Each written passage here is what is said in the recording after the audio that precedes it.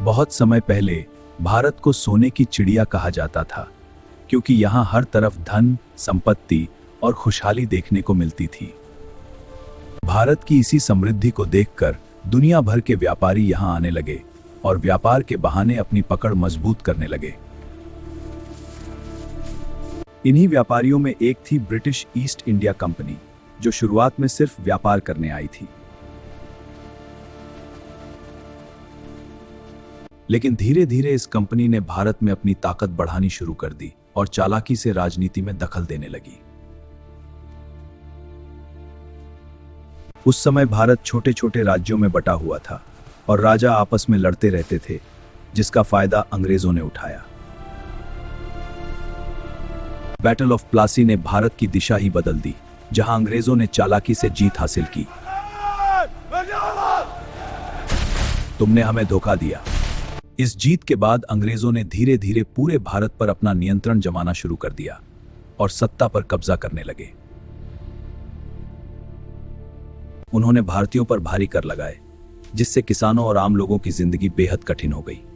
इन करों ने हमारी कमर तोड़, जल्दी करो, सब कुछ दे दो, हमारे पास बच्चे भूखे मरे। भारत की संपत्ति, सोना और संसाधन बड़ी मात्रा में इंग्लैंड भेजे जाने लगे, जिससे देश कमजोर होता गया। धीरे धीरे पूरा भारत अंग्रेजों के अधीन हो गया और देश गुलामी की जंजीरों में जकड़ गया। लेकिन भारत के लोगों ने कभी हार नहीं मानी और आजादी के लिए संघर्ष जारी रखा। 1857 में पहला स्वतंत्रता संग्राम हुआ, जिसने अंग्रेजों के खिलाफ बड़ी क्रांति की शुरुआत की। समय के साथ कई महान नेता सामने आए, जिनमें महात्मा गांधी प्रमुख थे।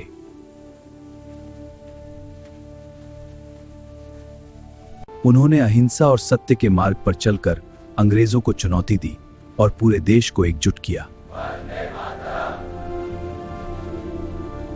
धीरे धीरे यह आंदोलन पूरे देश में फैल गया और हर भारतीय आजादी के लिए खड़ा हो गया। लंबे संघर्ष और बलिदानों के बाद आखिरकार 1947 में भारत को आजादी मिली।